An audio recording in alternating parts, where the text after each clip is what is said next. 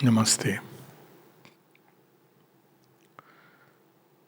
So the question that is asked is, how does our victories and our weaknesses help or hinder the collective march of mankind? Well, there is of course a direct action and indirect action. When we carry weaknesses, it is bound to affect others adversely.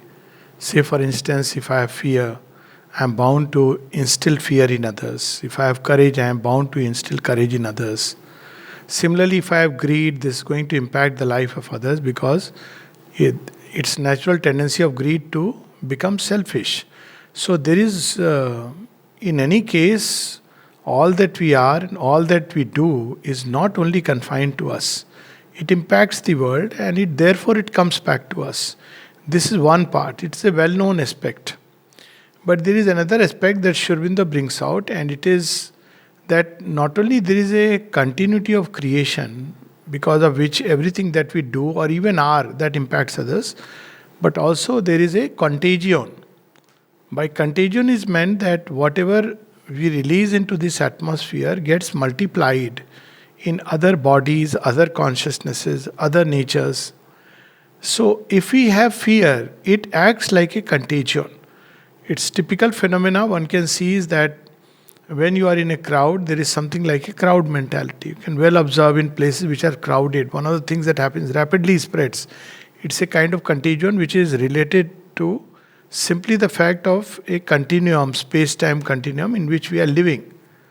But there is something still deeper, and that deeper is that since basically we use the word my nature and somebody else's nature, but basically there is one universal nature. And in everybody, every tendency is found, only it's a question of what is more and what is less. That's the only difference, it's the combination. And based on these combination, nature creates endless varieties. It's just a question of combination degrees, but everything is found in everyone. So, if a person masters a tendency within oneself, let us say conquers fear, it has a natural tendency to affect others, make it easier in others. So that's what is called um, in physics as the magnetic resonance principle. It is also called in morphogenetic resonance principle. It's also well known that if one rat conquers a maze, if you give a maze puzzle to a rat, or let's say to 100 rats, and if one rat conquers it, it becomes very easy for others. So that way it is a truth of nature which Sri Aurobindo brings out. So if one wins a little victory, it automatically helps other wins it because we think we are closed containers, but we are not. Equally, if we have a weakness, that is also bound to affect others. And that's why in this yoga, collective yoga, which Sri Aurobindo speaks about, all the more because as we grow, our consciousness expands. And whether we want it or not, we start taking into ourselves all that is going on in others. And that's why a sadhak in this yoga has to, fight the same battle 50 times more, to say the least, than in an average life. Because now one is that my own victories and weaknesses affect others. But the other side of it is that others' weaknesses and challenges also come to me. So one becomes a prototype, a representative type. So if it is my own anger within my little frame, I fight and it helps because any little victory helps everybody. But now it's no more my own anger, but simply because my field of consciousness is enlarged, I have to take in everybody's anger. First with those who are immediately close, and then more and more as a representative type of the whole earth. Take for example, if we live in our own house alone, and we are responsible only for our house, then our own house cleanliness or ugliness is going to impact us. But to an extent, even other houses, if they are ugly, that is going to impact us. Even if I keep my house clean, if others have thrown the kachra outside, the waste outside, it is going to impact me because the smell, other things will come. But this is one thing, which is a well-known thing. But let us say I am given the charge of a township. then I can no more say that this is my house and that is not my house and I'll be responsible only for my house. Then one becomes responsible for a whole township. And by that extension, if one is taking charge of a country or something still larger unit, then one becomes responsible for every house. One cannot simply confine oneself and say, my house is clean, the rest doesn't matter. So something similar happens in yoga because our consciousness expands. It comes out of the small, narrow circle of the ego. Therefore, we begin to take all the challenges and problems of others. But if once it is solved inside me, then it helps everybody else. So here again we can take another example. Here there is a little interesting aspect. But let's take another example, that supposing how is a new car or a new invention comes into picture. So some places people are doing an experiment. The moment one place it is done, it can be replicated. Now the process is known. So nature works like that. It creates a maze for the human soul to cross. But once one human soul crosses it, nature understands. It's a possibility. That is what we see in Savitri. That if one person conquers death, it opens the door of possibility to others. Nature accepts that, okay, this is possible. Of course, there will be conditions and other things. The second aspect is, what about failures? Supposing one strives and one fails.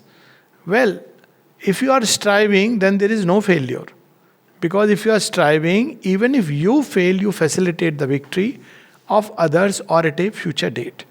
So, we take another example. Da Vinci, who imagined, at least in the present times scenario, ancient times people conceived of flying machines and possibly they existed. But in the latest scenario, in last 500, 600 years, who conceived of the flying machine? Leonardo Da Vinci. Did he make it? No, he didn't make it. Before that, there were people who had mythological stories of flying machines. Trying to join wings and thereby trying to fly, but they could never fly. Some died, and so on and so forth. It doesn't matter whether it was done in India, elsewhere, or anywhere, but people tried, they imagined, they conceived. They didn't succeed, but their attempt paved the way for others to succeed. So we have to step out of this egoistic idea which insists so much on my success and my failure. Just before coming to this class, this is the short little exchange I had with someone, that actually if you are trying till your last moment, then you are not failed, because failure is only when you give up. So what you have attempted in this life, even if you don't succeed, it is written in your credit balance book. That's how Sri Aurobindo describes. Even though the one maintains the unseen decree, yet he writes your refusal in your credit page. For doom is not a close, a mystic seal, arisen from the tragic crash of life. The soul grows wider with each fall. Its godlike wings grow wider with every fall. So we must keep on striving and doing the right effort in the right direction. Even if we do not succeed in one life, still it makes it so much easier in another life. That's the beauty of the Indian idea of Punarjan, rebirth. Because what you have attempted, that goes with us. And second, you make it easier for others who are going to walk behind us. Therefore, one must always try, and never give up. Leaving apart the fact that giving up means that one has not sufficient trust in the grace. And here it doesn't matter, even if supposing somebody doesn't believe in God. That was another part of the question. Still one tries. There are people who don't believe in God or grace and try. Still that victory helps. See, Buddha was anatmavad. He didn't talk about grace at least. It's a different thing that whether he believed in grace and love or not, Buddha kept a lot of things to himself. But he gave a path. And the very fact, he speaks about it, that all that you release into the atmosphere as a karma, it gets back, it circulates, grows 100-folds. So if you release in the world one negative energy, it does increase 100-fold. And equally, if we release one positive energy, it increases 100-fold. I'll close with this small little anecdote. Before the corona had started, or just when it was started, Somebody told me that, why aren't you wearing a mask? I said, why? He said, because you are spreading the contagion of virus. So I said, no, that's the way you look at it. But by not wearing, I am spreading the contagion of courage and faith. So it's a question of how you look at the same phenomena. So spread faith, put on effort, keep putting effort till the last minute. That's why the wise have never advocated cutting the thread of life, half spun. Not only suicide, even euthanasia. Who knows what is going on inside, even in our so called sleep and coma? Keep striving till the last breath. Doesn't matter whether one apparently succeeds or not, one has already paved the way towards a future success as well as facilitated it in others. And here I may close with one example, say with cancer or with an illness. Some people say inner means is all right, but we don't see people healed.